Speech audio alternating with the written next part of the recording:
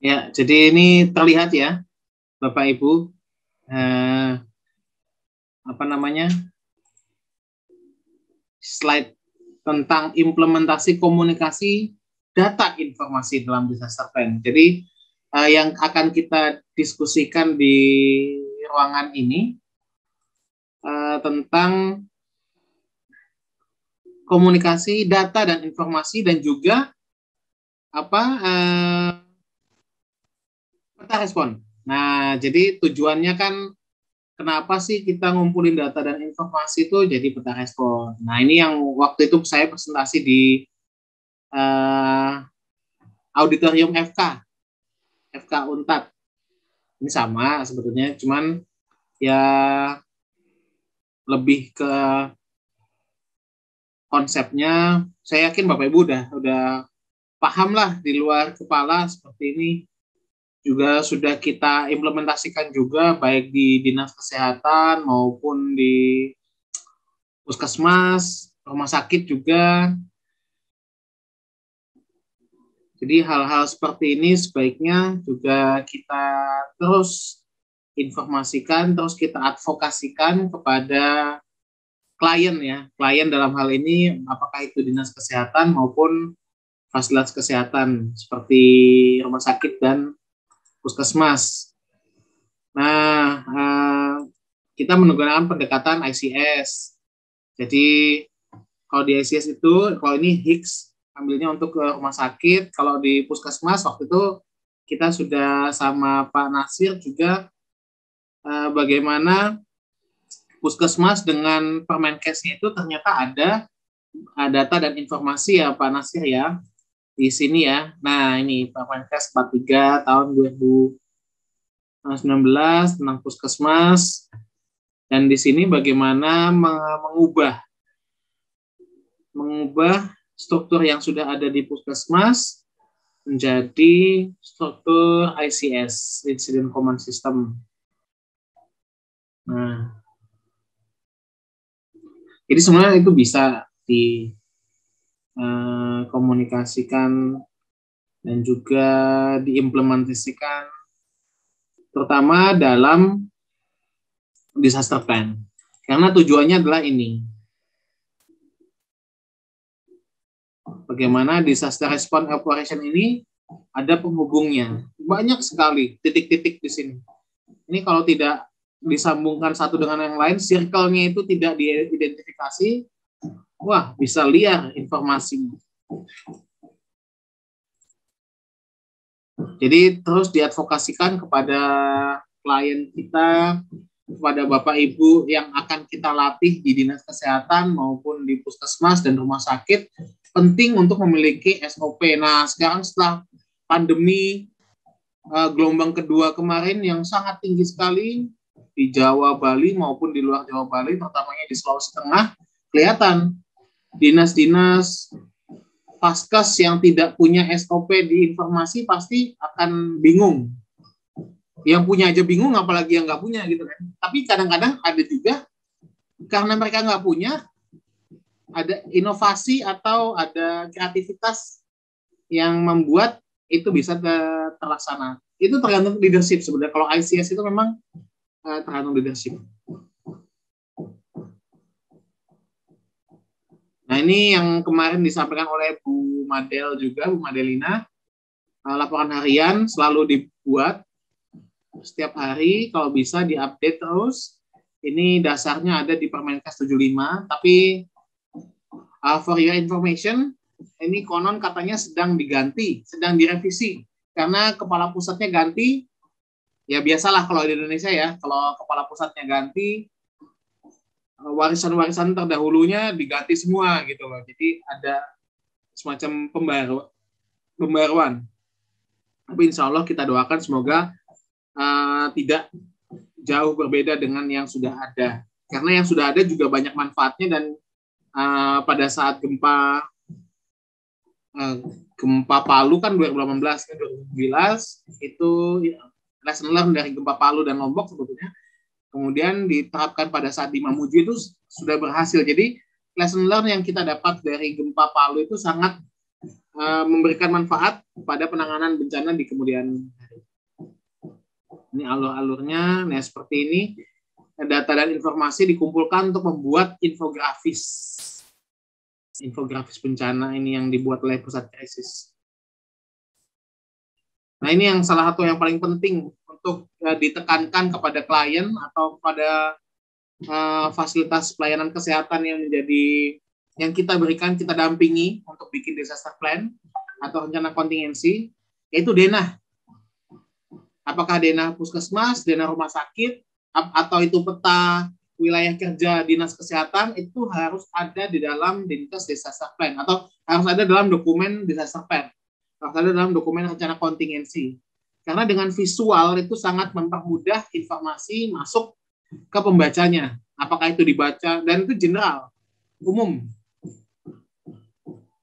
Jadi diusahakan dalam setiap dokumen perencanaan bencana atau disaster plan atau rencana kontingensi harus ada peta. Nah ini nanti ada hubungannya sama peta respon dan peta risiko ya.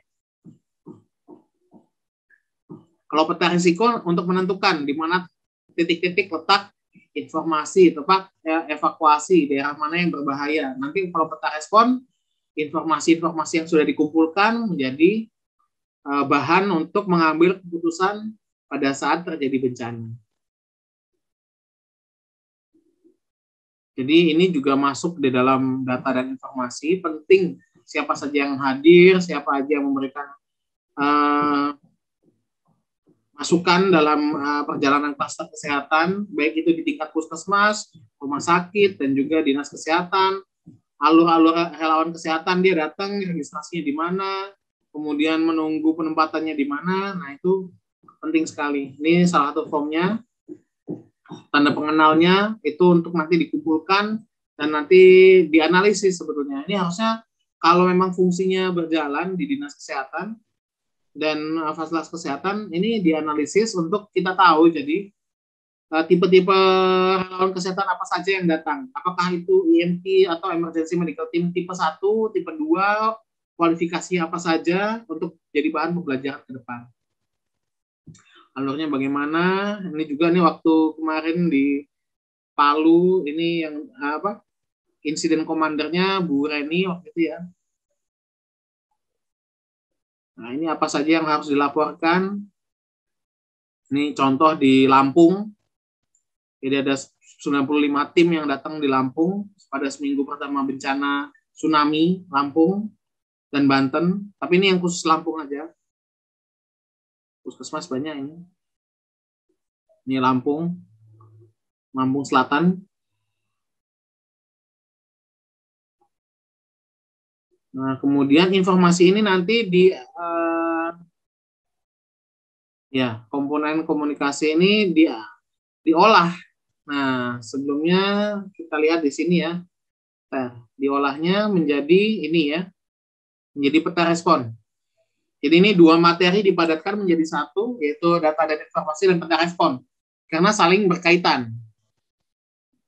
Nah, bagaimana kemudian data dan informasi yang sudah dikumpulkan, hasil dari tim RHA, diubah menjadi peta respon manual. Ini waktu di Pidijaya 2016. Ada alur distribusi IMT-nya, kemudian alur rujukan rumah sakitnya ke ke PD, kemudian yang satu ke Lok Sumawe atau ke Biren, ini yang Sulteng kemarin. Kemudian, nah ini memang kalau awal-awal bencana ini tahun 2009 masih manual. Jadi laporan perkembangan dari RHA itu dikonversi menjadi peta respon, kemudian peta responnya itu diinformasikan, dikomunikasikan kepada tim-tim relawan kesehatan yang datang. Nah ini sudah agak lebih advance lah kalau pada saat 2018 kemarin. Jadi kita bisa lihat IMT apa saja yang ada di puskesmas.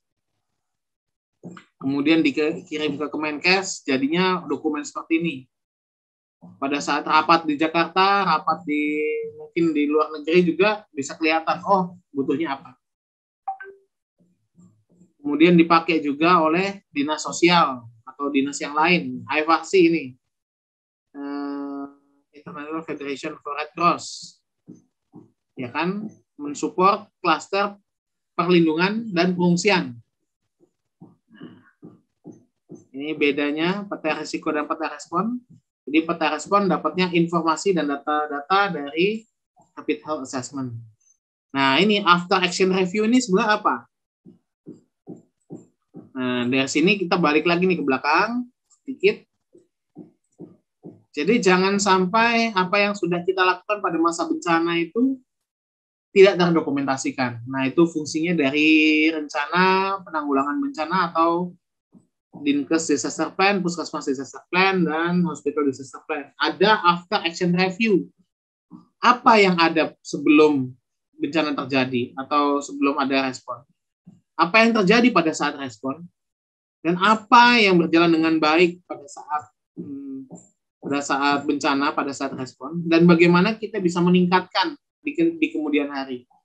Baru bikin rencana. Nah, jadi informasi-informasi yang sudah kita miliki, kemudian kita gabungkan dengan pengalaman, kemudian kita revisi pedoman kita atau revisi rencana kontingensi kita, baik itu di dinas kesehatan, puskesmas maupun di rumah sakit, agar menjadi lebih baik lagi dan lebih bermanfaat, lebih implementatif dan interoperabilitas atau bisa digunakan dalam segala bencana, dalam segala situasi dengan sistem yang ada di luar dari si dinas kesehatan atau di fasilitas kesehatan. Jadi intinya itu silakan Bapak dan Ibu yang ada di room ini untuk ini yang terakhir. Untuk kita mungkin bisa berdiskusi kira-kira apa yang perlu kita perbaiki dari sini. Silakan Pak Nasir, Bu Arihan. Ini dari tadi saya ngomong ini ya, terdengar ya? Iya, terdengar. Iya ya. Kalau dari tadi ngomong itu ternyata nggak ada yang dengar. Nggak dengar, aman. Direkam. Ya, gimana? Ada yang mau ditambahkan atau ditanyakan dalam materi pengayaan ini, Pak Nasir dan Bu Warihan? Berarti ini kayak ini Mas ya, kayak circle aja modelnya ya. Jadi kayak ada bencana, kemudian nanti dicatat, hasil pencatatnya kemudian dianalisis lagi, kemudian itu menjadi lesson learn lagi ya. Kemudian nanti perbaikan sistem yang ada lagi ya. Iya, betul sekali. Jadi siklus. Kita kepinginnya sih siklus ya. Jadi setiap tahun tuh ada, atau setiap 2 tahun sekali, atau bagusnya sih setahun ya, setiap tahun ada review, kemudian dokumennya diperbarui seperti itu. Jadi nggak udah satu bencana terus ditinggal gitu, terus ada bencana lagi kaget. Biasanya kan kayak gitu ya. Iya. Saya bagus. Oh ya Mas, ini ya. mungkin. Kemudian ini kan apa ya? Ada nggak sih misalnya kayak satu forum untuk, kan mungkin setiap lembaga setiap lembaga mereka kan punya lesson learn tersendiri ya dari aktivitas mereka. Ada nggak sih misalnya kayak satu pertemuan entah itu secara nasional atau gimana untuk menyatukan lesson learn yang kita dapatkan itu, kemudian kita membuat satu entah itu regulasi yang baru atau sistem yang baru untuk kemudian nanti diimplementasikan ke depannya. Betul sekali Pak Nasir, itu memang biasanya ada mekanisme seperti itu, ada dan sudah dulu waktu saya di WHO ya, saya advokasikan ke pusat krisis. Jadi itu judulnya pembuatan kajian, review dari krisis kesehatan, tinjauan, pembuatan buku tinjauan krisis kesehatan. Jadi setiap tahun ada itu, di Google aja keluar kok. Jadi buku tinjauan krisis kesehatan. Pada saat menyusun buku itu diundang, tapi tentu saja karena keterbatasan dana, dan selama ini maksudnya Kementerian Kesehatan itu, pemerintah Indonesia bikinnya manual kan. Jadi waktu diundang datangnya secara fisik. Nah, karena Kementerian Kesehatan cuman ada di Jakarta, yang diundang NGO, kemudian lintas sektor, lintas program yang ada di Jakarta aja. Nah, jadi kelihatan di buku itu, oh apa sih yang sudah dilakukan TNI? TNI-nya juga TNI yang di Jakarta. Apa yang sudah dilakukan Kemensos, tapi tidak sampai mengundang yang di luar Jakarta, sehingga informasinya mungkin kurang objektif. Nah, sekarang kita sudah punya inovasi secara Zoom meeting dan lain sebagainya, mungkin bisa seperti itu. Jadi setelah ada bencana, kita tanyakan yang kemarin yang turun ke bencana ini siapa saja, apa saja yang dilakukan. Kemudian apakah itu sesuai dengan Permenkes misalnya, atau sesuai dengan undang-undang bencana. Kalau undang-undang terlalu jauh ya. Sesuai dengan SPM, aksi kemanusiaan di ini yang sudah ada SNI. Nah, itu bagus sekali, tapi sejauh ini belum ada forum seperti itu. Bahkan BNPB juga belum punya. Setahu saya Kemenkes yang sudah punya dalam bentuk penyusunan buku tinjauan krisis kesehatan, dan itu sudah ada beberapa yang bisa di-download dari 2017, 2018 itu sudah bisa di-download. Dicari di Google ada. Begitu Pak Nasir. Mas. Harapannya sih kalau di daerah kita nggak perlu menunggu lagi ya. Jadi kalau bisa ini diadvokasi juga ke dinas kesehatan gitu ya, dinas kesehatan provinsi, kabupaten. Yuk kita bikin sendiri, yuk kita anggarkan, tapi itu masuk mata anggarannya dinas kesehatan misalnya, atau mungkin dari FKM atau FK Unpad gitu bisa menganggarkan, atau Al Khairat. Jadi ada sebuah buku yang benar-benar bunga rampai penanganan bencana pada saat ya di Palu atau di Donggala atau pada saat pandemi juga bagus sebetulnya. Untuk menyesuaikan lokal konteks ya. Iya. Bu Rihan, ada yang mau disampaikan, Bu? Ya, lanjut Mas. Menyimak. Ya, aman ya? Aman. Bu Pusita? Kayaknya dia ada kendala jaringan dari tadi, agak keluar. Iya. Mohon maaf, ini kendala jaringan di sini. Mohon maaf lahir dan batin. Taqabbalallahu minna wa minkum siamana wasyamku. Mumpung ada jaringan, Bu Pusita ada yang mau ditanyakan nggak? Belum. Terkait data informasi dan peta respon. Kayaknya kemarin itu waktu di Marau Sangurara ya, waktu kita praktek kayaknya satu kelupaan pembuatan peta risiko ya, langsung kita peta respon saat itu. Iya, betul. Waktu yang di Tompe yang kita sempat bikin peta risiko. Iya, benar-benar. Jadi tahapannya memang sebaiknya kita ke peta risiko dulu. Karena peta risiko kita bikin pada saat pra bencana kan, jadi kita udah tahu analisis risikonya yang dikasih sama Mbak Madel itu kan, merah, kuning, hijau. Ya, misalnya yang kuning itu apa, tawuran antar kampung, yang merahnya banjir. Nah, bikin peta risikonya ya sesuai dengan hazardnya ini. Kalau kayak gini nih, ini peta risiko juga ini. Enggak, ini peta risiko ya yang sebelum jadi ini ya. Yang warna-warna itu ya. Nah, ini kan peta risiko gempa. Jadi tahun 2016 sudah ada nih peta risiko gempa di Palu yang bikin Kemenkes. Nah, pada saat gempa kejadian, kita tempelin sama yang ini. Kawatuna, meskipun dia ternyata di zona hijau, ternyata juga terdampak. Oh, berarti peta yang ini tuh dibuat dari 2016 ya? Iya, ini peta ini 2016 nih. Ada tulisannya kok di sini nih. Produksi WHO Indonesia sama Kemenkes tahun 2016. Jadi 2016 120 kabupaten kota itu kita sudah punya petanya. Peta banjirnya Kota Palu juga ada. Mas Gede, maaf mau bertanya. Iya, silakan. Ya, untuk peta resiko ini ada istilah update seperti itu enggak ya? Atau sebaiknya bagaimana ya untuk pembuatan peta resiko sendiri?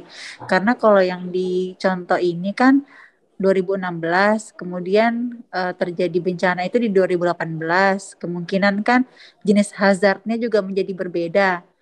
Nah, ini dalam 2 tahun saja sudah ada perbedaan. Nah, sebaiknya untuk kedepannya itu untuk evaluasi peta resiko ini seperti apa ya, Mas Gede? Terima kasih. Iya, makasih Bu Puspita. Ini saya share sekarang peta risiko, kelihatan ya? Iya, kelihatan, Mas. Nah, ini kan sumber datanya. Jadi ini dibuat oleh WHO Indonesia sama Pusat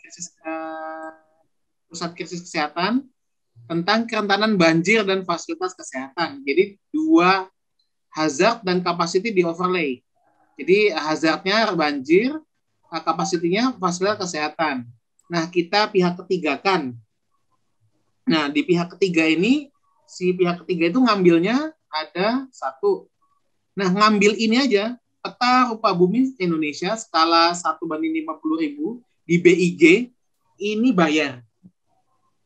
Nah, kemudian yang nomor 1 dan 2 ini bayar ke BIG-nya, Badan Informasi Geospasial. Kemudian nomor 3 dan 4 itu sebenarnya gratis ya. Dapatnya dari Pusdatin. Nah, dan ini juga peta persebaran fasilitas kesehatan 2012-2013. Mungkin ada di perkembangannya juga ada kayak puskesmas atau rumah sakit yang nambah selama itu juga. Jadi emang ini harus terus diupdate sebetulnya. Nah, tapi untuk mengupdate ini kan butuh usaha. Butuh dana untuk mencari ini sumber-sumber data ini. Dan peta indeks kerentanan banjir juga pasti berbeda tahun 2016 dengan tahun 2020. Nah, ini kita lihat nih. Ini Tadulako di mana ya? Ya, sekitar itu. Di atas Ini lagi. lah ya. Nah, kira-kira kalau Tadulako nggak ini ya. Ini Tondo. Ini Tondo. Tondo. Dan ini kita perbesar sampai Palu Timur. Palu Timur nih kan.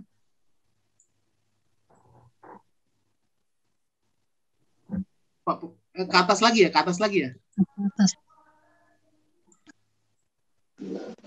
Palu Utara. Palu Timur mana sih, sini ya? Iya, kurang lebih di situ. Nah, kalau kita lihat di sini sudah ada berapa rumah sakit yang ada di sini?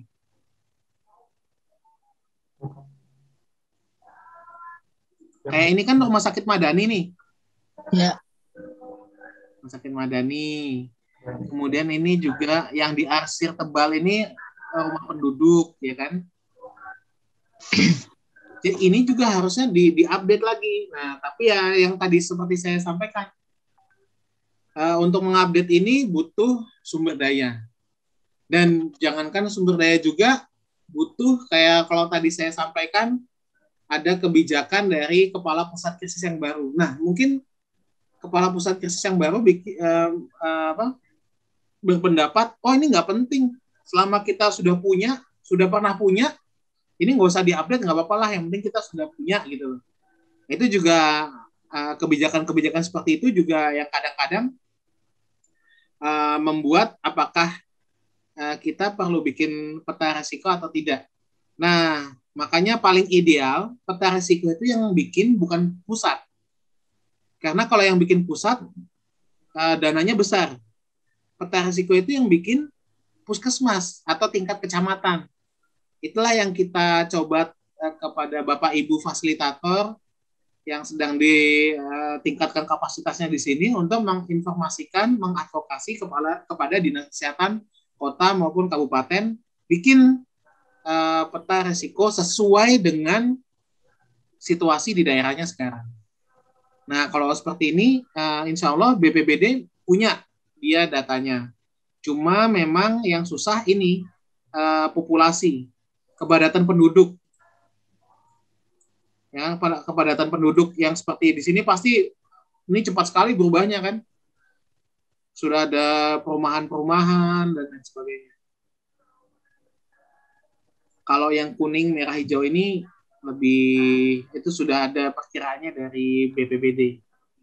Kita tinggal timpa aja petanya sama punya BPBD. Nah, ini peta banjir ya, banjir untuk Kota Palu. Jadi seperti itu Bu Puspita jawabannya. Jadi memang idealnya peta risiko itu setiap tahun diperbarui. Setiap tahun diganti sesuai dengan perkembangan kondisi. Apakah biasanya yang ini nggak banjir, baik, Mas Gede. banjir gitu ya. Tapi ya dalam memperbarui peta ini pasti butuh sumber daya yang tidak sedikit.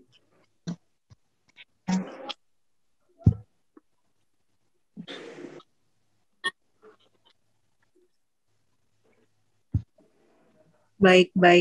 Berarti kalau yang seperti di pelatihan kemarin itu kan ada yang menetapkan angka itu ya berdasarkan apa ya, kalau tidak salah bahaya atau hazardnya itu, berarti memang sebaiknya evaluasi tahunan rutin ya, berarti Mas Gede, sebelum untuk ke tahun berikutnya, begitu ya, kalau boleh dibilang. Jadi betul sekali Bu Pusita. Jadi memang analisis risiko itu kan ada frekuensinya. Nah, jadi kalau frekuensinya berkurang, tapi biasanya sih frekuensi bertambah ya, sesuai dengan perubahan iklim atau climate change. Nah, itu bisa ada yang banjir, tadinya ini bukan daerah banjir, atau tanah longsor. Kalau Palu itu ini ya, tanahnya juga bukan tanah ini ya. Nah, jadi itu penting sekali untuk selalu diupdate, biar pada saat ada bencana nggak kaget. Iya, ini juga berarti note-nya ya Mas, biar dokumen tidak hanya jadi dokumen saja, karena kalau nggak dievaluasi sama saja dengan bohong. Iya. Iya, baik Mas. Terima kasih. Terima kasih sudah bertanya. Dan terima kasih maafkan ikutnya separuh-separuh, ini jaringannya jelek sekali. Iya, nggak apa-apa. Ini juga direkam kok, nanti rekamannya insya Allah juga kita. Oh, siap Mas Gede. Kita akan bagikan. Ya, halo Mas Gede. Ya, Bu Aryan.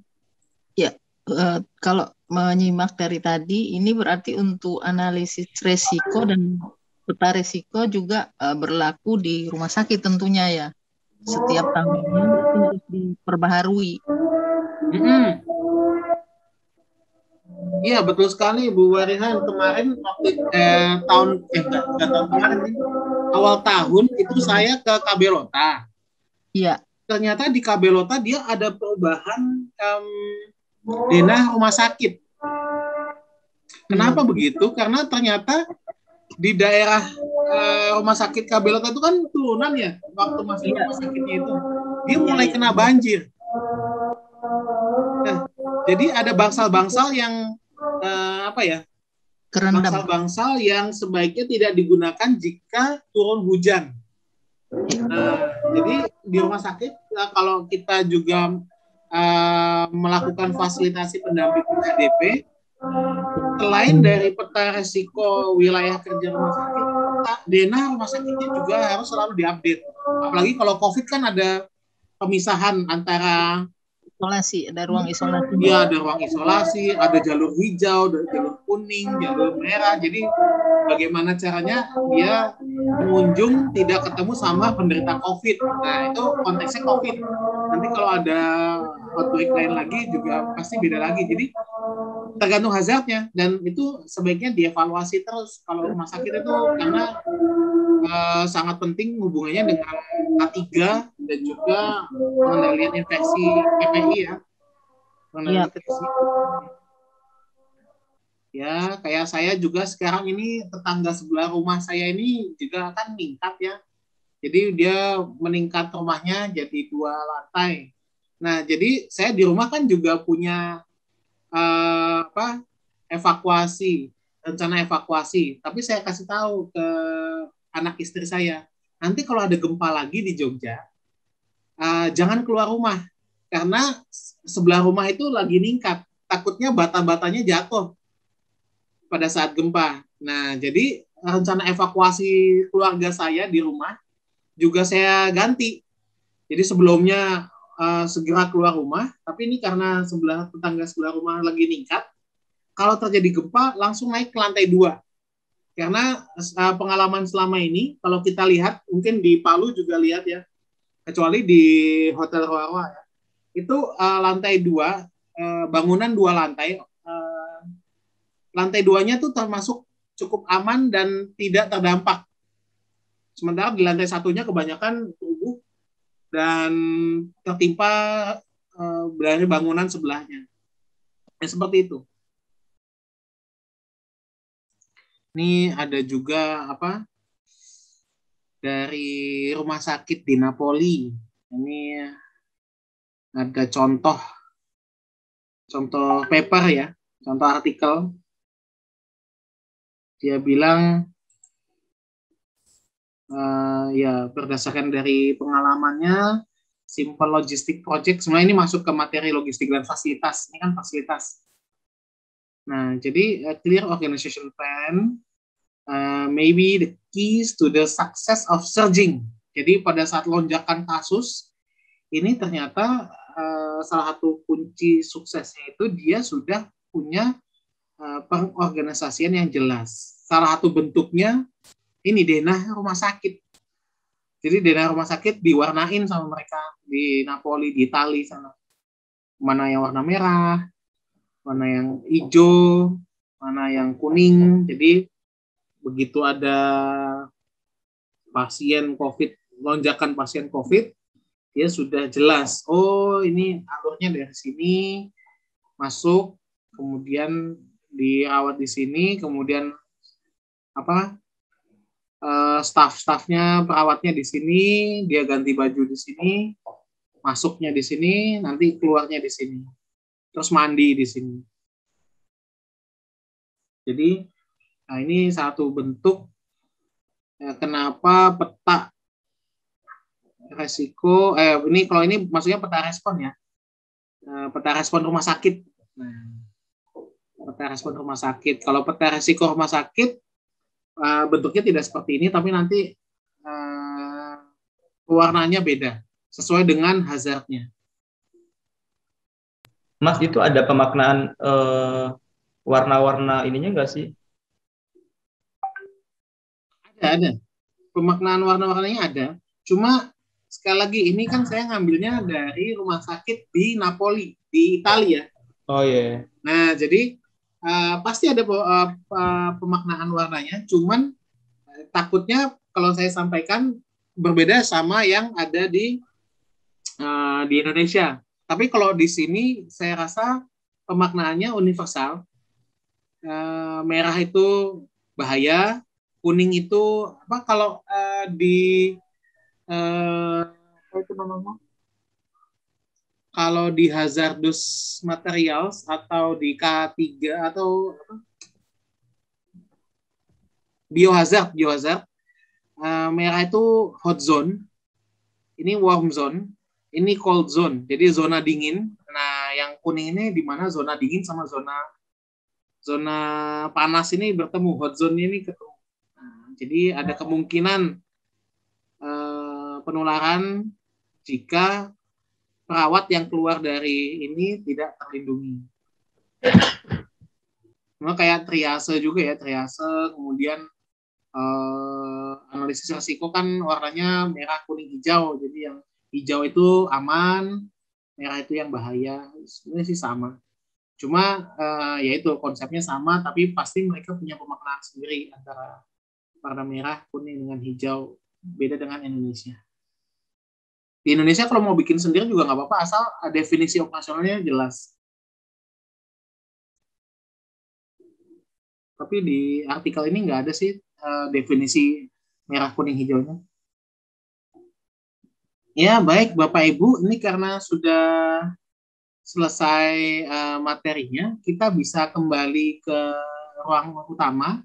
Silahkan di klik leave room, tapi jangan leave meeting ya.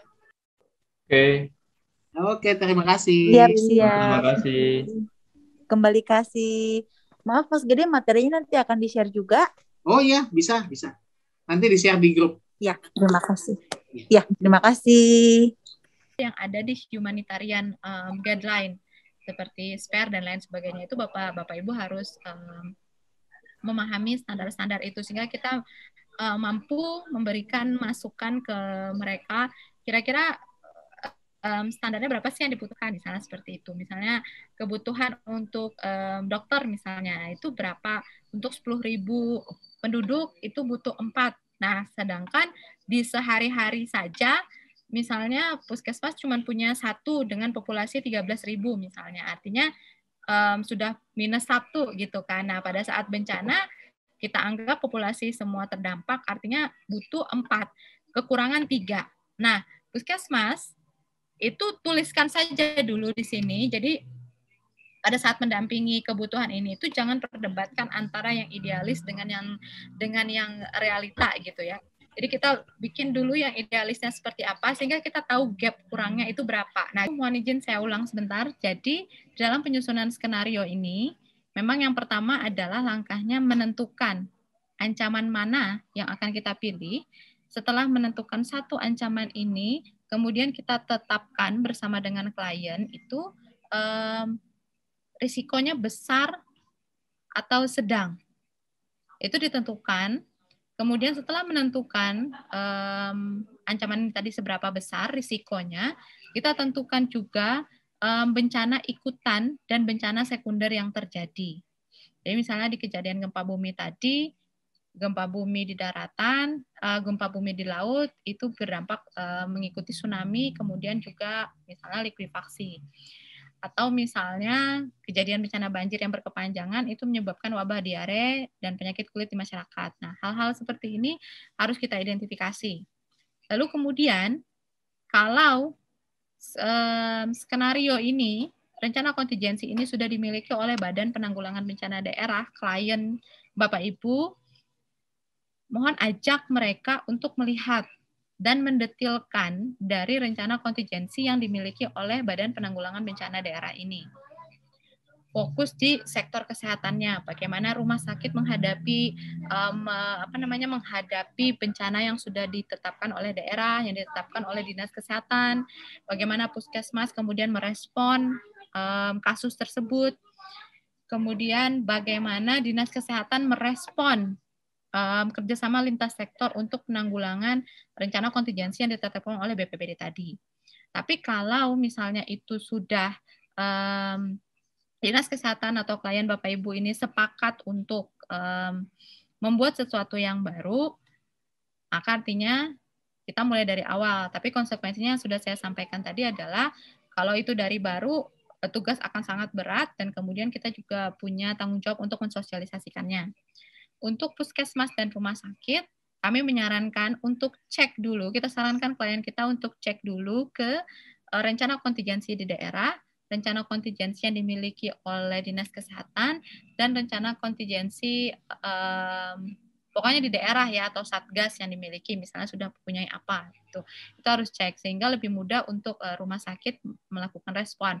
Nah, nanti kalau misalnya rumah sakit ini mau ada spesifik, misalnya mereka misalnya di rencana kontingensi itu tidak memenuhi kebutuhan rumah sakit untuk bencana internalnya, nanti pertimbangkan untuk kegiatan untuk bencana yang ikutan atau bencana sekunder ini. Misal di daerah itu sudah ditetapkan rencana kontingensinya gempa misalnya. Nah, pada saat gempa terjadi misalnya rumah sakit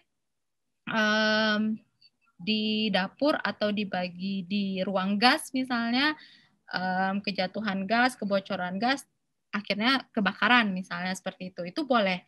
Jadi kebutuhan dari klien kita juga akan terpenuhi. Begitu juga dengan puskesmas. Nah, untuk menyusun skenario itu memang ada 2. Apakah kita mulai dari penghitungan dampak-dampak atau kita mulai dari kronologis setelah kita mendapatkan itu tadi, menetapkan ancaman dan kemudian menyusun risikonya itu tadi. Kemudian kita susun seperti ini. Nah, tapi berdasarkan pengalaman kami, yang paling mudah adalah dimulai dari menyusun dampak setelah kita menetapkan ancaman tadi. Nah, kita sebagai seorang klien, sebagai seorang konsultan, berpegang pada 4 prinsip dampak tadi terhadap kesehatan. Pertama, dampak langsung terhadap kesehatan masyarakat, trauma fisik, jumlah kematian, jumlah luka, kemudian trauma jiwa, kemudian dampak langsung terhadap pelayanan kesehatan, tentu fasilitas-fasilitas kesehatan kita yang rusak, dan juga tenaga kesehatan. Kemudian dampak tidak langsungnya terhadap kesehatan masyarakat, ini terkait dengan program-program ya Bapak Ibu, apakah program imunisasi, program TBC, stunting, HIV, angka kematian ibu, angka kematian bayi yang terganggu akibat bencana ini tadi. Itu perlu kita identifikasi, dan dampak terhadap tidak langsung terhadap pelayanan kesehatan. Misalnya akses terputus, itu akan menyebabkan rujukan semakin lama. Kemudian listrik mati, sehingga layanan kesehatan yang membutuhkan tenaga listrik jadi tidak bisa dilakukan. Begitu juga dengan sumber air dan perpipaan misalnya. Nah, setelah mempertimbangkan itu, Bapak Ibu pegang kemudian prinsip. Bapak Ibu boleh menggunakan form apapun ya Bapak Ibu untuk membantu memudahkan klien kita. Nah, prinsip berikutnya adalah coba realistis terhadap rencana yang dibuat oleh klien kita. Ketika sudah ditetapkan sebagai risiko sedang ke berat, artinya pertimbangkan. Nggak mungkin kalau ini bencananya berat, maka yang meninggal dari populasi itu cuma 5 misalnya. Itu tentu sedikit gitu kan. Nah, jadi pertimbangkan berapa yang itu berdampak luas gitu. Untuk meninggal, luka berat, dan luka ringan. Itu untuk dampak kesehatannya. Kemudian untuk dampak fasilitas, kita identifikasi kerusakannya untuk fasilitas kesehatan kita. Ringan, sedang, berat, dan mana yang saja yang hilang gitu ya, atau tenggelam misalnya, yang terdampak. Nah, pustu dan lain sebagainya. Boleh satu-satu seperti ini Bapak Ibu, atau semuanya dijadikan dalam satu tabel seperti ini. Mana saja yang sangat memudahkan klien kita. Dan apakah Bapak Ibu mau membagi menjadi berapa kelompok, misalnya dampak kesehatan, dampak ekonomi, dampak masyarakat, dampak lainnya, itu silahkan dibagi. Kalau pengalaman kami selama ini, lebih mudah memang membagi menjadi beberapa kelompok. Jadi ada kelompok yang akan menghitung dampak aspek kependudukan, mereka akan fokus menghitung jumlah kelompok rentan yang terdampak. Kemudian untuk fasilitas umum, dampak terhadap fasilitas umum juga ada kelompok tersendiri, sehingga mereka akan fokus membahas, memperkirakan berapa rumah penduduk yang terdampak, berapa pasar yang terdampak, berapa perpipaan air bersih, dan lain sebagainya, fasilitas umum, sekolah, dan lain sebagainya, ini yang terdampak. Untuk aspek pemerintahan, juga bentuk saja kelompok sendiri, berapa kantor desa, kecamatan, dan lain sebagainya. Nah, ini kenapa perlu kita identifikasi, karena nanti akan berguna untuk mengidentifikasi kalau misalnya ada layanan kesehatan kita yang kolaps, kita akan pindahkan layanan itu kemana, atau desa kah, kantor kecamatan kah, dan lain sebagainya. Jadi mohon pertimbangkan ini. Kemudian begitu juga dengan kerusakan aspek lingkungan, bikin kelompoknya tersendiri. Nah, jadi kalau kita identifikasi ada 4 aspek di luar lingkungan, di luar kesehatan, dan kemudian ada 2 aspek di dalam kesehatan tadi, yakni terkait fasilitas kesehatan dan kemudian aspek kesehatan itu sendiri. Jadi minimal Bapak Ibu mendampingi 6 kelompok, membagi menjadi 6 kelompok. Nah, ini untuk skenario. Nah, jangan lanjut ke penyusunan kebijakan strategi jika skenario ini, penghitungan dampaknya ini belum selesai, Bapak Ibu. Walaupun lebih lama waktunya, nggak apa-apa. Karena penyusunan kebijakan dan strategi ini nanti akan sangat tergantung dari detail skenario yang dibuat. Tapi, berdasarkan pengalaman kami selama ini, proses ini boleh bolak-balik. Proses ini boleh bolak-balik, artinya kalau skenario di sini misalnya dirasa sudah cukup, boleh lanjut ke penyusunan kebijakan dan strategi. Nanti pada saat Bapak Ibu mendampingi klien menyusun kebijakan strategi, itu pasti akan ada beberapa hal yang terlewat, itu boleh kemudian kembali ke penyusunan skenario untuk dilengkapi kembali. Tapi lebih mudah memang ketika Bapak Ibu sudah tahu gitu ya, itu lebih mudah memang menyelesaikan skenario dulu ketimbang nanti bolak-balik. Walaupun nanti ketika pengecekan Bapak Ibu memang harus membolak-balik antara pendampingan di penyusunan kebijakan strategi dan skenario. Nah, untuk di penyusunan kebijakan strategi ini, tujuannya karena ini rencon, skenario tadi belum terjadi ya, skenario tadi kita gunakan sebagai satu persepsi oleh seluruh tim kita, oleh stakeholder yang membaca, jadi satu pemahaman persepsi terkait bencana yang akan kita respon itu tadi, walaupun belum tentu itu akan terjadi ke depannya. Nah, kebijakan strategi ini digunakan untuk mengajak tim keseluruhan maupun tim penyusun, stakeholder, ataupun lintas program di Dinas Kesehatan atau lintas unit di rumah sakit, lintas program di puskesmas itu untuk bergabung memberikan respon terhadap skenario yang disusun tadi. Nah, kebijakan ini, kebijakan dan strategi ini itu dimulai, cara membuat kebijakan dan strategi itu dimulai dengan penyusunan daftar masalah. Jadi misalnya ini skenario, kapan terjadinya, pada hari sekian terjadi bla bla bla bla bla. Kemudian dari skenario yang ini daftar masalahnya apa? Itu kita identifikasi.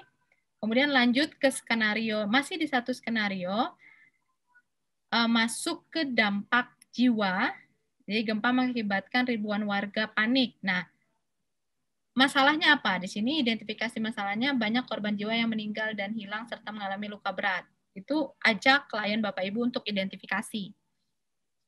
Kemudian lanjut lagi di skenario ini menyatakan bahwa ada fasilitas kesehatan yang rusak dan lain sebagainya.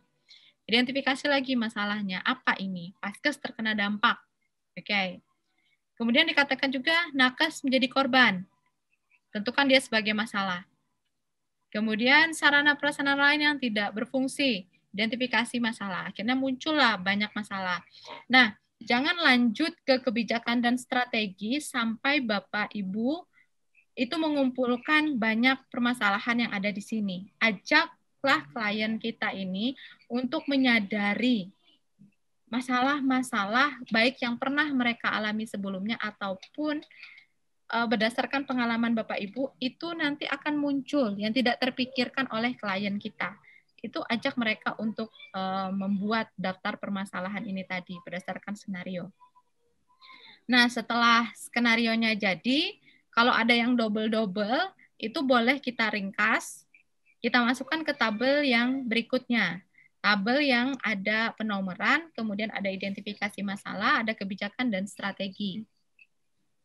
Nah, di identifikasi masalah ini, satu permasalahan itu akan direspon oleh satu kebijakan, kemudian akan direspon dengan rincian teknis atau yang kita sebut dengan strategi tadi, detail strategi. Contohnya di sini, banyak korban jiwa yang meninggal dan hilang serta mengalami luka berat dan ringan. Maka kebijakan yang dibuat, keputusan yang dibuat oleh komandan ataupun kepala dinas, ataupun direktur rumah sakit misalnya, setiap korban meninggal dan luka berat ditangani sesuai prosedur, itu kebijakannya. Sesuai dengan standar pelayanan minimum juga dalam kejadian bencana. Maka strategi yang diidentifikasi, berkoordinasi dengan DVI, menetapkan rumah sakit rujukan, memobilisasi EMT mobile dan EMT fix untuk menemukan korban, kemudian melakukan rujukan dan sebagainya. Nah, jadi terlihat ya Bapak Ibu, pengalaman berharga dari Pak Anto, kemudian Bu Eri, Bu Fatma selama ini di Dinas Kesehatan ataupun dimanapun Bapak Ibu bekerja, itu akan sangat membantu mengarahkan ataupun pengalaman kebencanaan Bapak Ibu itu akan membantu mengarahkan klien kita membuat strategi. Nah, kira-kira seperti itu Bapak Ibu prosesnya sampai masuk ke strategi. Nah, setelah strategi ini nanti kita akan masuk ke penyusunan kebutuhan dan anggaran. Di akhir. Nah, sebelum masuk ke penyusunan dan anggaran ini, berdasarkan pengalaman kami sangat menekankan untuk selesaikan dulu masalah skenario dan kebijakan strategi itu tadi selesai. Karena kalau sudah masuk ke kebutuhan dan penganggaran itu akan susah kita bolak-baliknya lagi. Karena kalau ada sesuatu yang tertinggal, kita harus kembali ke skenario, skenario memunculkan masalah sehingga muncul kebijakan dan strateginya. Baru ke penganggaran. Nah, kalau kita baru mendapatkannya di penganggaran, kita prosesnya itu dari awal. Jadi kalau bisa, kalau sudah masuk ke kebutuhan dan penganggaran itu kita nggak bolak-balik lagi ke awal. Jadi kalau bisa benar kebutuhan anggaran ini, kebutuhan dan anggaran ini itu memang benar-benar tahap di paling akhir. Jadi di kebutuhan ini setelah untuk cara membuat kebutuhan dan penganggaran adalah dari strategi tadi yang banyak itu kita runtutkan lagi menjadi bentuk kegiatan. Nah, saya rasa Bapak Ibu sudah sangat berpengalaman ya seperti kita menyusun program. Jadi dari strategi kemudian aktivitas, nanti detail subaktivitas kayak kita menyusun renja gitu ya. Atau RKPD gitu. Nah, jadi kira-kira seperti itu memang prosesnya sama. Nah, pengalaman itu dapat Bapak Ibu terapkan untuk membantu klien menyusun juga kebutuhan terkait kebencanaan. Nah, kira-kira seperti itu dan tinggal nanti menyesuaikan Bapak Ibu karena Bapak Ibu di sini konsultan manajemen bencana dan krisis kesehatan, artinya Bapak Ibu juga harus berpegang terkait dengan SPM. Kebencanaan itu tadi, SPM tentunya tidak hanya dua indikator kebencanaan yang ada di Permendagri ya Bapak Ibu, tapi juga yang ada di Kepmenkes, Permenkes, dan kemudian juga yang ada di humanitarian guideline seperti SPER dan lain sebagainya. Itu Bapak Ibu harus memahami standar-standar itu sehingga kita mampu memberikan masukan ke mereka kira-kira standarnya berapa sih yang dibutuhkan, misalnya seperti itu. Misalnya kebutuhan untuk dokter misalnya itu berapa, untuk 10.000 penduduk itu butuh 4. Nah, sedangkan di sehari-hari saja misalnya puskesmas cuma punya 1 dengan populasi 13.000 misalnya. Artinya sudah minus 1 gitu kan. Nah, pada saat bencana kita anggap populasi semua terdampak artinya butuh 4, kekurangan 3. Nah, puskesmas itu tuliskan saja dulu di sini. Jadi pada saat mendampingi kebutuhan ini itu jangan perdebatkan antara yang idealis dengan yang realita gitu ya. Jadi kita bikin dulu yang idealisnya seperti apa sehingga kita tahu gap kurangnya itu berapa. Nah, gap kurangnya berapa ini yang akan dibahas nanti di forum stakeholder itu tadi. Harapannya seperti itu di pada saat pendampingan rencana kontingensi ini. Nah, kira-kira itu Bu Eri, Pak Anto, Bu Fatma terkait ini, terkait dengan penyusunan skenario. Baik, mungkin kita bisa berdiskusi atau ada yang kurang dari saya, boleh, atau selama Bu Eri, Pak Anto, Bu Fatma mendampingi klien kita Donggala dan ini tuh seperti apa, boleh kita share.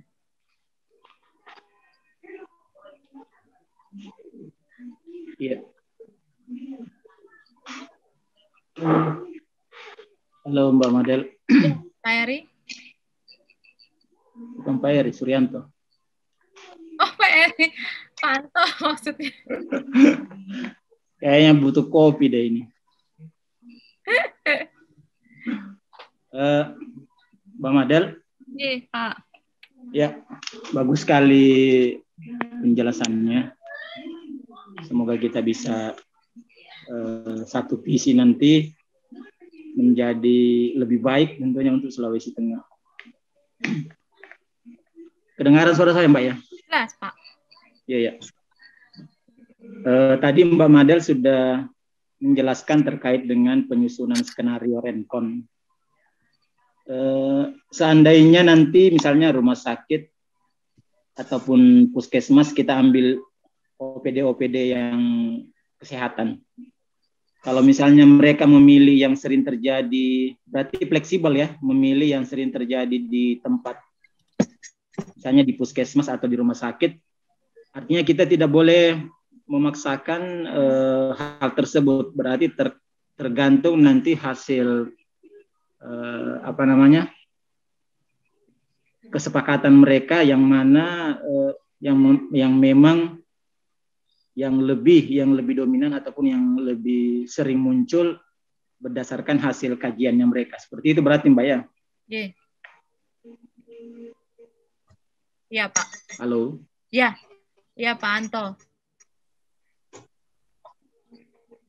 Jadi maksud saya Mbak, penyusunan Rencon ini kita tidak boleh memberikan satu statement bahwa rumah sakit ini ataupun puskesmas ini susun misalnya banjir atau gempa.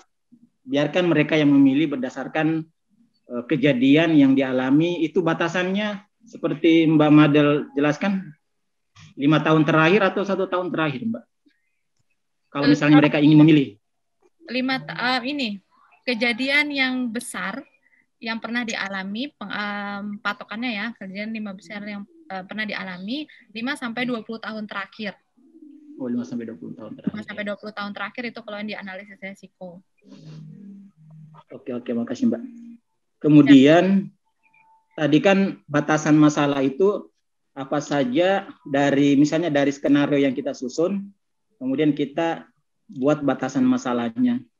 Seperti Mbak Made bilang tadi, tulis atau list saja batasan masalah yang ada.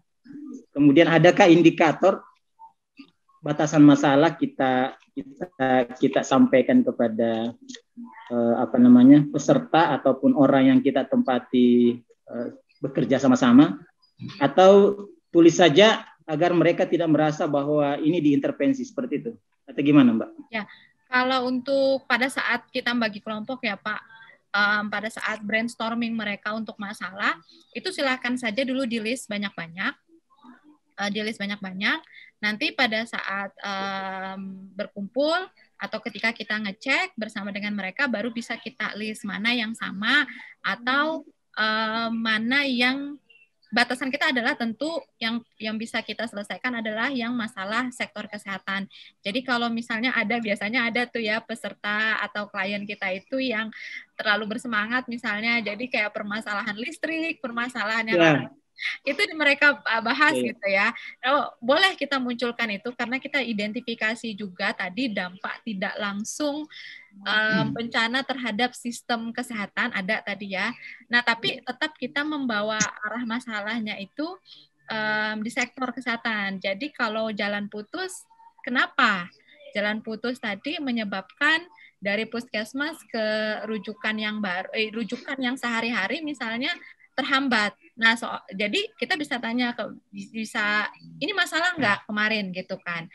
Iya masalah gitu kan. Nah, oke, kita masukkan itu, tapi lebih ke rujukan itu tadi sehingga nanti di strategi dan kebijakan itu mereka bisa membuat misalnya di kebijakan segera membuat sistem rujukan baru gitu ya, maksudnya bukan baru ya, tapi pada saat kejadian itu misalnya yang rujukan sehari-hari itu nggak bisa misalnya, jadi yang puskesmas ini misalnya kayak kita ya kemarin ada yang ke kapal kapal apung, ada yang kemana gitu, atau kayak Sulbar kemarin kan untuk yang COVID kemana rujukannya, untuk yang non kemana gitu kan.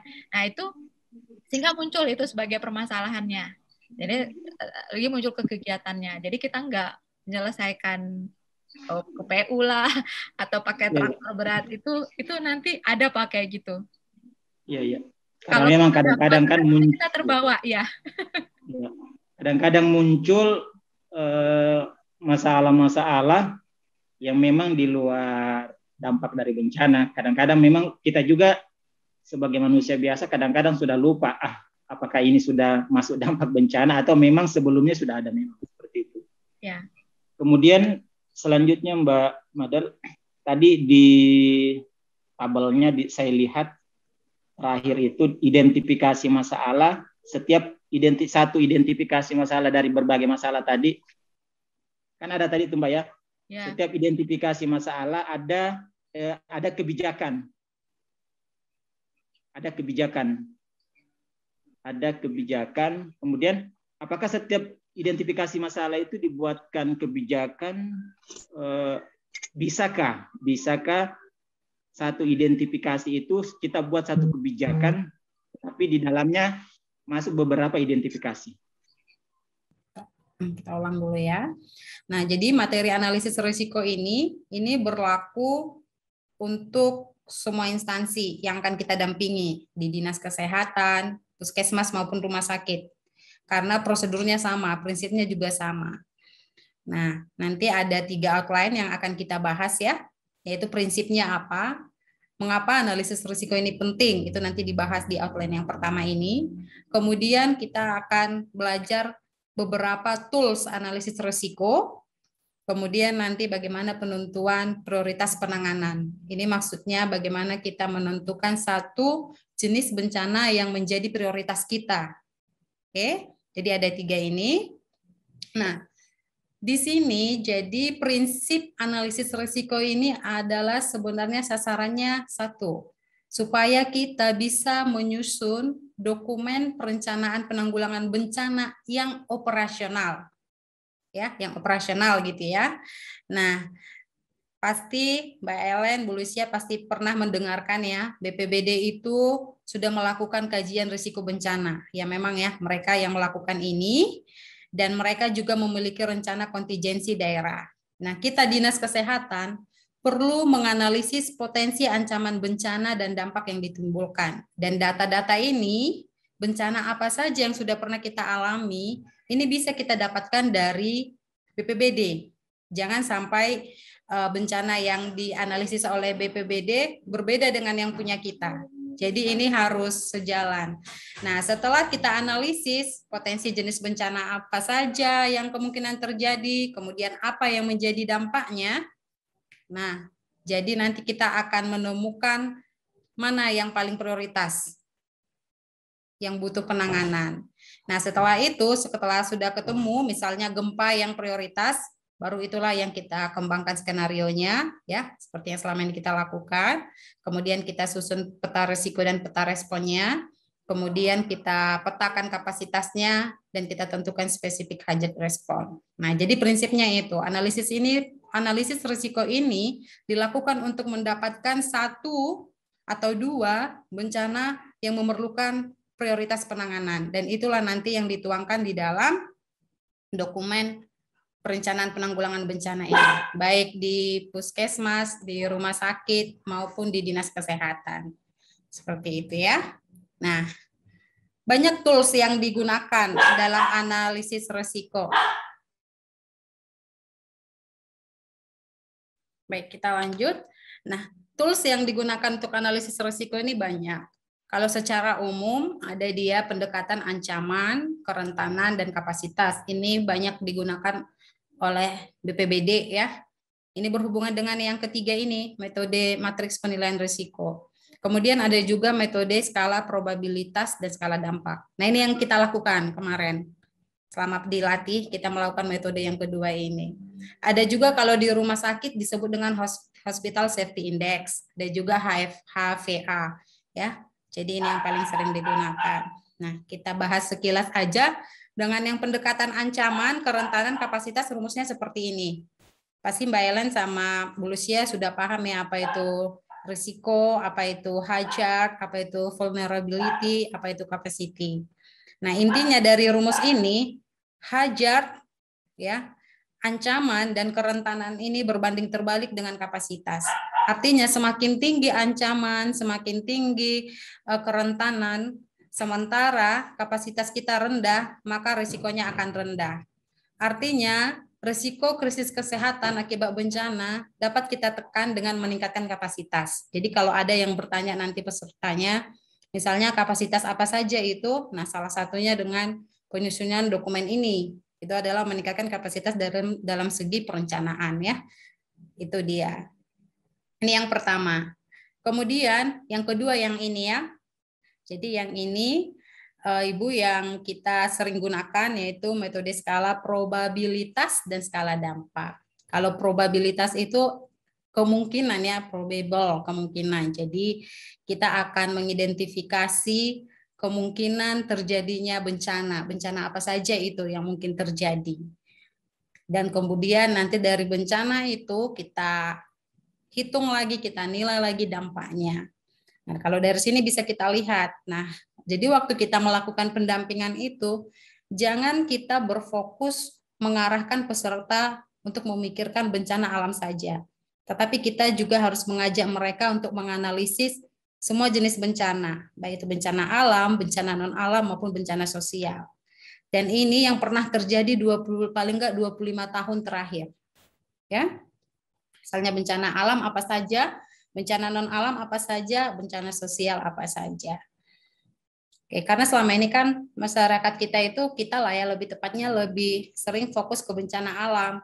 Akhirnya kita tidak berfokus ke non-alam, contohnya yang pandemi ini ya.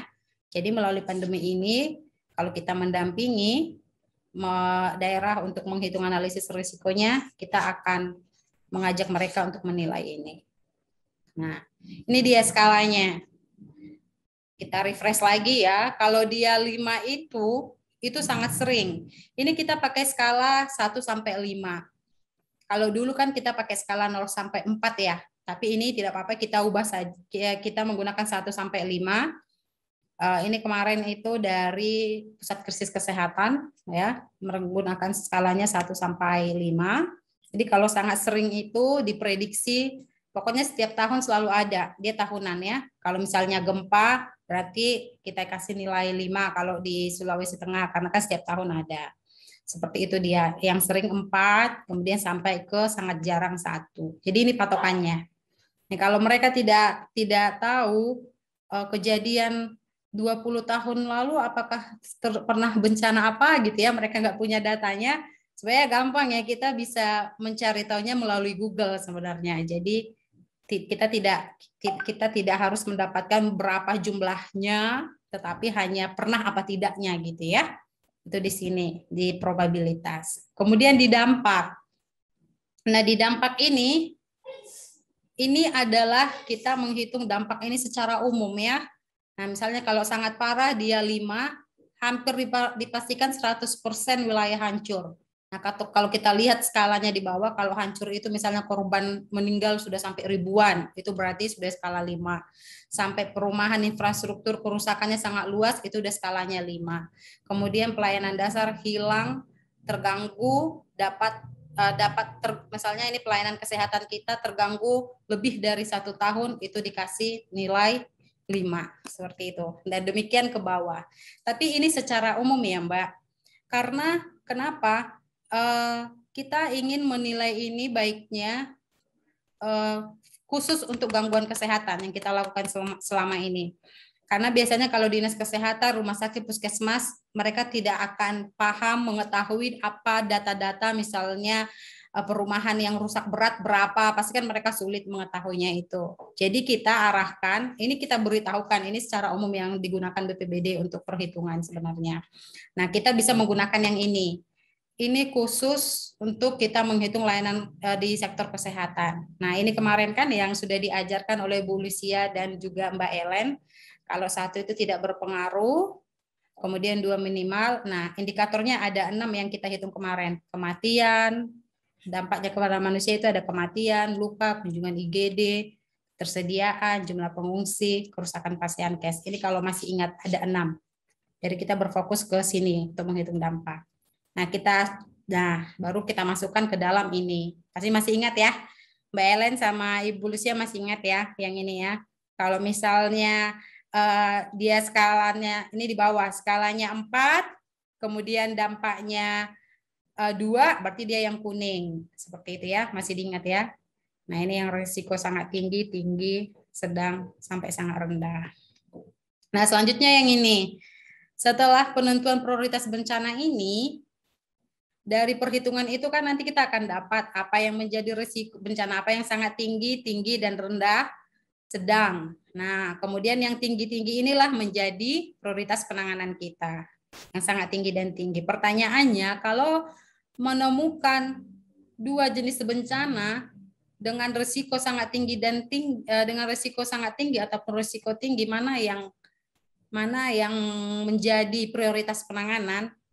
Nah, ini tergantung dinilai melalui kesepakatan penyusun.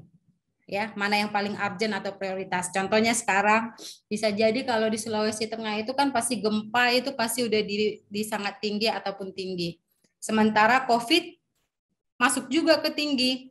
Nah, dari urgent dan prioritas bisa kita susun dulu yang COVID seperti itu ya. Atau bisa juga dua-duanya dimasukkan. Ada dibuat skenario untuk bencana alam, kemudian dibuat juga skenario untuk bencana non alam pandeminya. Seperti kemarin itu yang Puskesmas Tompe, mereka punya skenario untuk banjir atau gempa ya, saya lupa. Nah, akhirnya peserta itu penyusunnya mereka menyampaikan bahwa sepertinya kita perlu membuat skenario untuk yang non alam yaitu COVID. Jadi mereka tambahkan lagi di dokumennya untuk COVID seperti itu ya. Nah, kita coba hitung ya. Ini contohnya. Jadi nanti Bu Lucia dan Mbak Ellen bisa mengarahkan peserta itu seperti ini ya. Jenis bencana apa saja yang terjadi? Kan kalau gempa bumi, banjir bandang, tanah longsor ini bencana alam. Pandemi COVID ini udah masuk non alam. Kemudian non alam, pandemi COVID ya, non alam, dan masuk juga demam berdarah juga itu masuk non alam. Bencana sosial, pertikaian antar desa. Nah, ini probabilitasnya. Nah, gempa bumi seperti yang sebelumnya ya, kita lihat di sini ya. Kalau gempa bumi itu dia dikasih 4, berarti dia itu sering terjadi. Seperti itu ya. Ini sudah bisa ya dinilai. Misalnya di sini gempa bumi ada 4, banjir bandang 5. Ini banjir bandang ini tahunan selalu terjadi. Tanah longsor bisa sekali 2 tahun atau gimana. Jadi ini kita hitung. Ya, nah COVID-19 ditulis di sini 4. Kenapa 4 ditulis COVID-19? Karena kejadian ini sudah diperkirakan akan terjadi sekali dalam 10 tahun. Contohnya kita ini aja sudah hampir 3 tahun mengalaminya, jadinya 4. Kalau seandainya kita menganalisis risiko ini, baru tahun 2019 misalnya ya, baru terjadi COVID, bisa jadi ini di 3 gitu ya. Tapi kalau kita memprediksikan kayaknya ini bakalan sering terjadi pandemi ini. Makanya dia dikasih nilai 4. Kemudian pertikaian antar desa 2 dan 3. Ini probabilitas. Nah, ini yang sering kita keliru. Yang perhitungan ini. Jadi untuk semua ini kan ada bencana ya, gempa bumi. Kita hitung dulu untuk gempa bumi. Tadi ada indikatornya itu ada 6. Kematian, luka, kunjungan IGD, ketersediaan nakes, jumlah pengungsi, kerusakan. Nah, ini yang di data harian ini adalah ini data sehari-hari. Kalau misalnya di puskesmas, data sehari-hari yang dilakukan puskesmas itu 1 hari misalnya mereka menangani 3 orang, 3 kematian paling enggak contohnya ya. Tapi ini kan gara-gara di dinas kesehatan nih untungnya. Nah, kalau di rumah sakit misalnya ada 3 sehari-hari kematian yang mereka tangani. Nah, kalau di dinas kesehatan contohnya kalau misalnya di dinas kesehatan provinsi atau di dinas kesehatan kabupaten, dia menghitungnya pasti dari jumlah-jumlah dari misalnya dari rumah sakit A sehari-hari nggak ada, rumah sakit B 1, rumah sakit C 2, jadi itu ditotalin di sini rata-ratanya sehari-hari.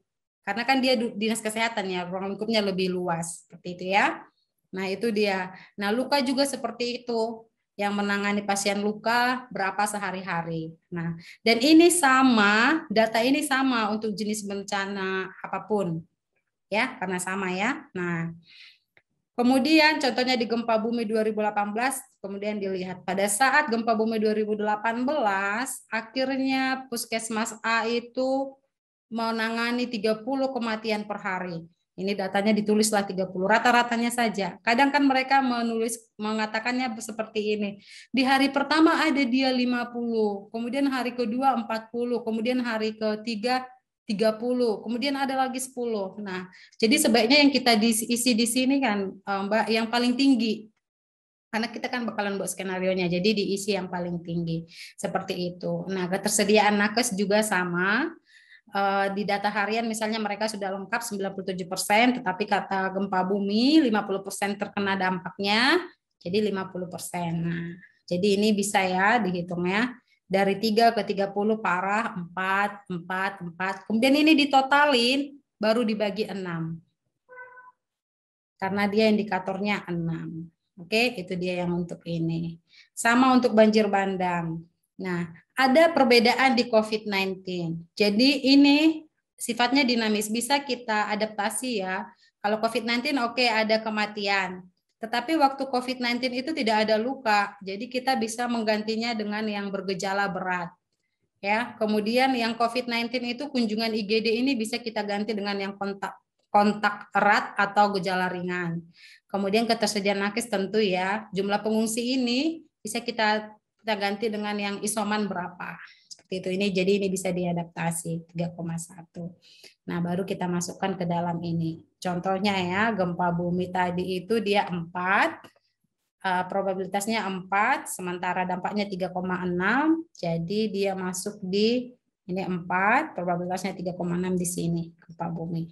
Sama ya perhitungannya, semuanya seperti itu.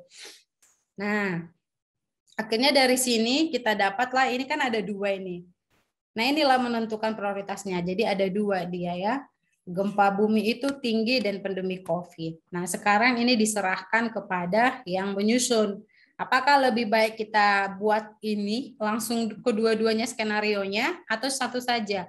Mana yang paling penting? Itu diserahkan ke si tim penyusun. Tetapi sebaiknya karena ini adalah jenis bencana yang berbeda, ini bisa dibuat 2.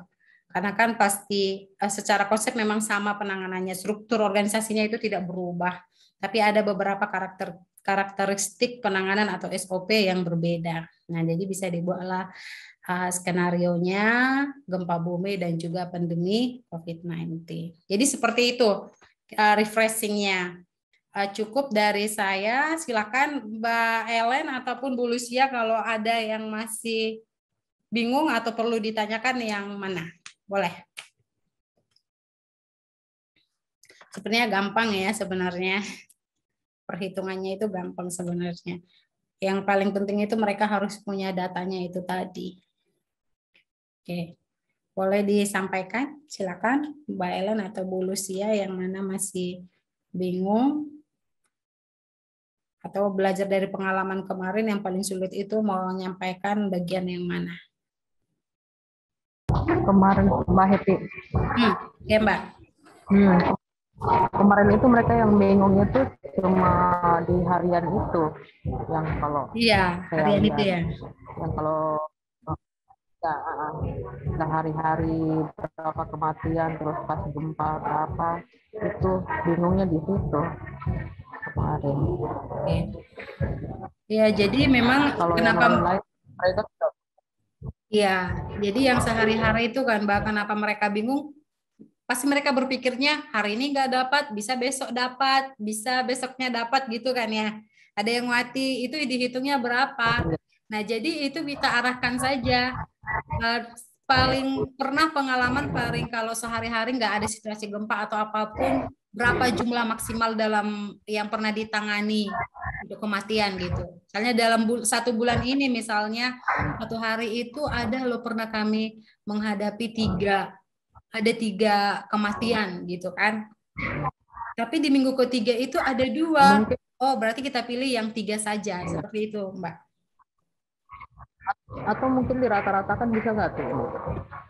Dirata-ratakan boleh. Boleh juga dirata-ratakan. Tapi jangan kalau kita rata-ratakannya itu kan Mbak bukan per 30 hari jadinya kan, bukan kan ya? Jadi dirata-ratakannya itu per misalnya hari Selasa ada 1, minggu depan ada 2, minggu depannya lagi ada 1, berarti itu kan ada 4, tapi kan 3 kali ya. Berarti 4 dibagi 3 boleh rata-ratakan jadi 1 lah atau 2 lah gitu. Tapi lebih baik memang kita arahkan dalam 1 bulan itu kalau sehari-hari itu yang paling tinggi aja Mbak. Kenapa? Karena kalau misalnya mereka dalam 1 bulan itu misalnya ya pernah mengalami 4 bisa ditangani mereka, berarti mereka masih sanggup. Jadi kita masih menghitung ke situ gitu.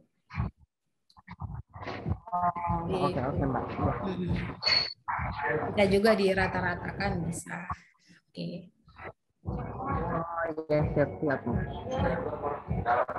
Kemudian ada juga sih kadang mereka itu bertanya yang jumlah kunjungan pasti sama juga ya, yang IGD juga pasti mereka bertanya kayak gitu juga. Yang dirata-ratakan, tapi bisa dibagi juga, bisa seperti yang Mbak Ellen bisa. Oke, ada lagi Bu Lucia atau Mbak Ellen? Oh, Bu Lucia izin ke toilet. Ya, jadi kan Mbak Ellen kayaknya tahun depan itu Sulawesi Barat itu minta didampingin seperti ini. Jadi kita kan berpikir kan daripada jauh-jauh dari UGM misalnya ya sudah lebih baik fasilitatornya kita yang dari ini aja, apa namanya, yang dari Sulawesi Tengah aja gitu.